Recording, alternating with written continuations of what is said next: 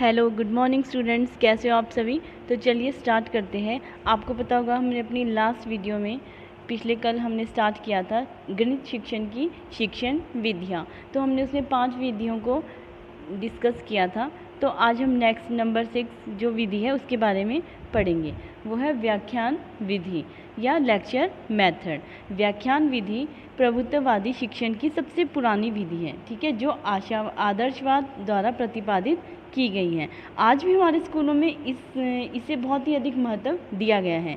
ज्ञानात्मक तथा भावात्मक उद्देश्यों की प्राप्ति के लिए इनका प्रयोग किया जा सकता है। ज्ञानात्मक उद्देश्य के उच्चतम रूप की प्राप्ति में भी इससे बहुत अधिक सहायता मिलती है।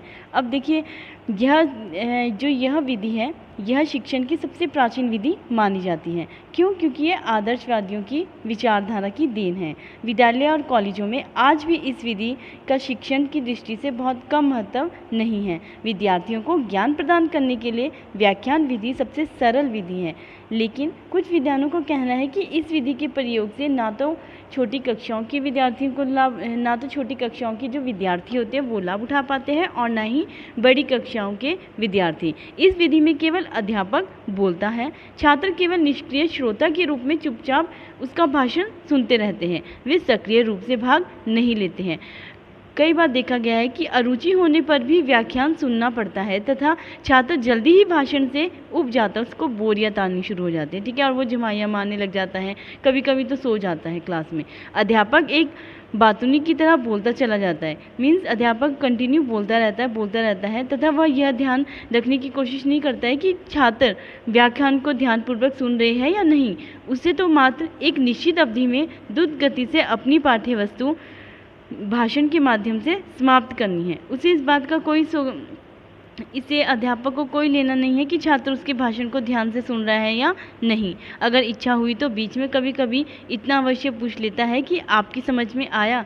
यह मात्र औपचारिकता होती है, जिससे कोई सार्थकता नहीं होती है। अतः हम कह सकते हैं कि एक मार्गीय प्रक्रिया वन वे ट्रैफिक है, जिसमें अध्यापक मात्र प्रस्तुतिकरण पर अधिक बल देता है। इस विधि में शिक्षक और शिक्षार्थी के बीच होने वाली अंतःक्रिया पूरी तरह समाप्त हो जाती है, जिससे कक्षा में नीरस का वातावरण स्थापित हो जाता है। कहने का तात्पर्य यह है कि अध्यापक केंद्रित विधि है। ये पूर्ण रूप से क्या है? अध्यापक केंद्रित विधि है। इसमें छात्र को स्वतंत्र रूप से अपनी शंकाओं को दूर करने के अवसर प्रदान नहीं किए जाते हैं। यद्यपि व्याख्यान विधि को एक अच्छी विधि नहीं माना जाता है, लेकिन इसका अर्थ यह नहीं है कि इस विधि की कुछ उपयोगिता नहीं है। विशेषताओं की दृष्टि से इस विधि में थोड़े समय में बहुत सारी बातें कह दी हैं। पाठ्य वस्तु छात्रों के समक्ष व्यवस्थित रूप से प्रस्तुत की जाती है तथा उच्च कक्षाओं में व्यापक विषय वस्तु इस विधि के द्वारा ही समाप्त कराई जाती है। इस विधि से शिक्षक तथा छात्र दोनों ही संतोष की सांस लेते हैं। शिक्षक जहां महसूस करता है कि उसे पाठ्य वस्तु का एक बड़ा हिस्सा समाप्त कर दिया है, वहीं छात्र को भी संतुष्टि होती है कि उसका कोर्स की समाप्ति की ओर बढ़ रहा है, ठीक है। उसके बाद ये भी बोल सकते हैं हम कि व्याख्यान शिक्षण विधि है वो कैसी है? प्रभुत्ववादी नीति है, जिसका प्रयोग ज्ञानात्मक और भावात्मक उद्देश्यों की प्राप्ति के लिए किया जाता है। इसकी शिक्षण प्रक्रिया में किसी विषय के लक्ष्यों, सिद्धांतों और प्रकरणों का वर्गीकरण तथा उनकी व्याख्या सम्मिलित होती है। जेम्स एम रिस्क ने भी कहा है,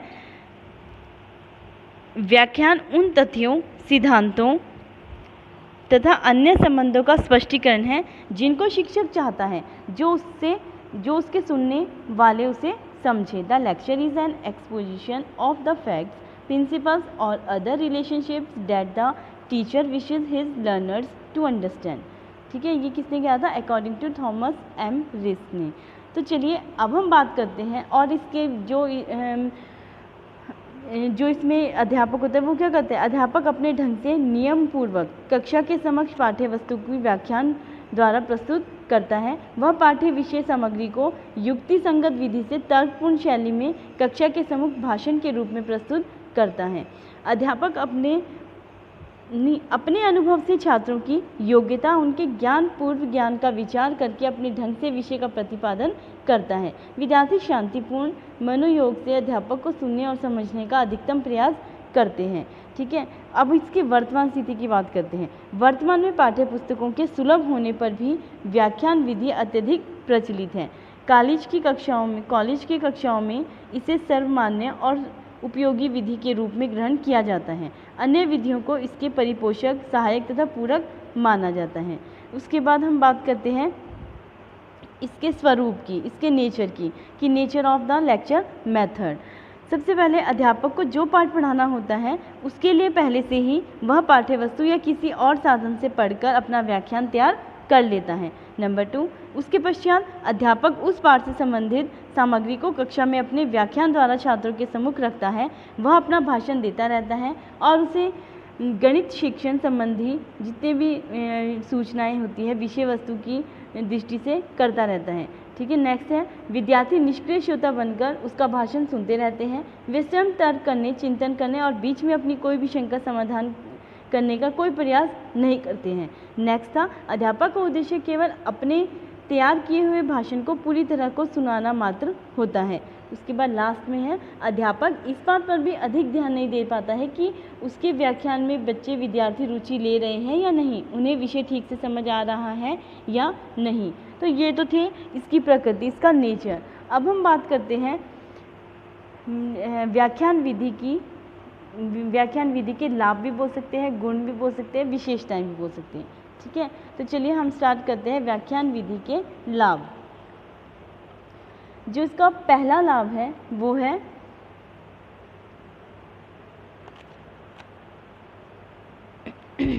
आर्थिक दृष्टि से उपयोगी। इस विधि में मितव्ययता इस विधि के द्वारा पढ़ाने में व्यय अपेक्षाकृत कम होता है। इसमें इसके दो कारण हैं। पहला, इस विधि में वैज्ञानिक सामग्री अथवा उपकरणों की आवश्यकता नहीं होती है। नंबर 2, इस विधि में एक ही अध्यापक विद्यार्थियों की एक बड़ी संख्या को एक साथ पढ़ा सकता है। तो ये तो थी इसका पहला गुण कि आर्थिक दृष्टि से उपयोगी। नंबर 2, समय की बचत, टाइम सेविंग। इस विधि का प्रयोग समय की बचत करता है। पहले कैसे करता है? नंबर 1, विषय वस्तु को संगठित रूप में एक निश्चित क्रम में पढ़ाया जा सकता है। नंबर 2, थोड़े समय में विद्यार्थियों को अधिक बातें बतलाई जा सकती है। ठीक है। नंबर 3, यह संतोष होता है कि जितना समय था उस हिसाब से बहुत कुछ पढ़ा लिया। ठीक है। नंबर 4, समय की बचत होने से पाठ्यक्रम को समय पर समाप्त किया जा सकता है। अब है नंबर 3, पहला था आर्थिक दृष्टि से उपयोगी, दूसरा था समय की बचत, तीसरा है अधिक सरल और सुविधाजनक, ईजियर एंड मोर कन्वेंशन। यह विधि अध्यापक और विद्यार्थी दोनों के लिए ही निम्न प्रकार से अधिक सरल और सुविधाजनक है। जैसे अध्यापक की दृष्टि से अध्यापक को इस विधि द्वारा पढ़ाने में बहुत सारी तैयारी करनी नहीं पड़ती है। कैसे? नंबर 1, उसे पढ़ाते समय प्रयोगों या प्रदर्शनों करने व विद्यार्थियों को मनोवैज्ञानिक रूप से समझने का प्रयास नहीं करना पड़ता है। नंबर 2, अध्यापक को विद्यार्थी में अध्ययन के प्रति रुचि उत्पन्न करने इत्यादि के झंझट में नहीं फंसना पड़ता है। अध्यापक कोई विशेष परिश्रम करके किए बिना ही अधिक आत्मविश्वास से पढ़ा सकता है। उसके बाद नेक्स्ट बात करते हैं विद्यार्थी के दृष्टिकोण से। विद्यार्थी के दृष्टिकोण से इस विधि द्वारा विद्यार्थियों को प्रयोगों आदि करने से छुट्टी मिल जाती है। नंबर 2, विद्यार्थियों को परीक्षा संबंधी सभी प्रकार का उपयोगी ज्ञान केवल अध्यापक का भाषण सुनने से ही प्राप्त हो जाता है। उसके बाद है नंबर 4, अधिक उपयोगी। यह विधि तथ्यात्मक ज्ञान एवं ऐतिहासिक विवेचना हेतु सर्वोत्तम मानी जाती है। नंबर 5, व्यवधान विधि, फ्री फ्रॉम डिस्टर्बेंस। इसके द्वारा विषय के तार्किक क्रम, लॉजिकल सीक्वेंस को सुगमता पूर्वक स्थापित किया जा सकता है, क्योंकि पाठ पढ़ाते समय या पढ़ने से पहले नियोजित होता है। इस कारण किसी प्रकार के व्यवधान की समस्या नहीं होती है। व्यवधान मतलब डिस्टर्बेंस नहीं होती है। ठीक है। नंबर 6, संतोषजनक। यह एक सरल, संक्षिप्त तथा तीव्र गति से चलने वाली विधि है। शिक्षक व छात्र इसमें कोई भी विशेष श्रम नहीं करना पड़ता है, अतः अध्यापक सुरक्षित तथा संतुष्टि अनुभव करता है, क्योंकि काफ़ी पाठ्य वस्तु का कम समय में शिक्षण संभव हो जाता है।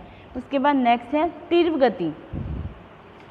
इस विधि में छात्र की ओर से कोई सुनियोजित क्रिया पूर्व निर्धारित नहीं होती है। इसी प्रकार शिक्षक को भी अतिरिक्त प्रदर्शन आदि नहीं करना पड़ता है। इस कारण समय नष्ट नहीं होता है और पाठ तीव्र गति से आगे बढ़ता है। नेक्स्ट है सरल व व्यापक। सिंपल एंड वाइड, यह विधि सरल एवं व्यापक है। अध्यापक पाठ्य विषय की पूरी तैयारी करके उसे छात्रों के समक्ष तर्क संगत विधि से युक्तिपूर्वक प्रस्तुत करता है। नेक्स्ट है सामान्य प्रभाव, कॉमन इफेक्ट। इस विधि से अनेक बालकों को एक साथ ही विषय ज्ञान दिया जाता है। रुचियों की भिन्नता एवं बुद्धि स्तरों की विविधताओं के होने पर भी सामान्य प्रभाव होने की आशा रहती है। नेक्स्ट है मितव्ययता, इकोनॉमिक। इसमें शिक्षक और छात्र दोनों के समय और श्रम की बचत होती है। छात्र को एक बैठक में ही तर्क संगत व क्रमबद्ध रूप में ज्ञान की उपलब्धि हो जाती है और अध्यापक थोड़े समय में बहुत कुछ पढ़ा लेता है। नेक्स्ट है अनुकूल विषय सामग्री, फेवरेबल सब्जेक्ट मैटर। इस विधि में थोड़ी सी दूरदर्शिता व विधि संशोधन द्वारा कक्षा के बालकों के स्तर के अनुकूल विषय सामग्री दी जा सकती है। उदाहरण के लिए विभिन्न वैज्ञानिकों एवं आविष्कारों के जीवन की रोचक घटनाओं का वर्णन करके विषय के प्रति बालकों में अभिवृद्धि की जा सकती है। नेक्स्ट है योग्यता की अभिव्यक्ति, एक्सप्रेशन ऑफ एबिलिटी। उच्च कक्षाओं में व्याख्यान विधि द्वारा अध्यापक अपनी योग्यता की छाप भी अंकित कर सकता है। नेक्स्ट है सरल विधि, पढ़ाए गए विषय पर आधारित प्रश्नोत्तर के माध्यम से व्याख्यान विधि की सफलता अधिक बढ़ जाती है। छात्रों द्वारा गृहीत विषय ज्ञान के स्तर का भी सरलता से अल्प समय में मूल्यांकन हो जाता है। तो ये तो थे हमारे व्याख्यान विधि के गुण। अब हम बात करते हैं इसके दोषों की। नंबर 1, अमनोवैज्ञानिक। यह विधि अमनोवैज्ञानिक विधि है क्योंकि इसमें छात्र के ज्ञान ग्रहण करने की तत्परता की ओर कोई ध्यान नहीं दिया जाता है। क्योंकि और क्या है, इस विधि में जो शिक्षक होता है वो सक्रिय रहता है और छात्र निष्क्रिय बने रहते हैं। अतः छात्रों की रुचियाँ, प्रवृत्तियाँ और योग्यताओं आदि की अवहेलना की जाती है। नंबर 2, अपर्याप्त, इनसफिशेंट। यह विधि स्मृति केंद्रित है। इसमें छात्रों की निरीक्षण शक्ति के विकास हेतु किसी भी प्रकार का प्रयास नहीं किया जा सकता। इसमें प्रयोगात्मक कार्यों की अवहेलना की जाती है। नेक्स्ट है अप्रगतिशील, अनप्रोग्रेसिव।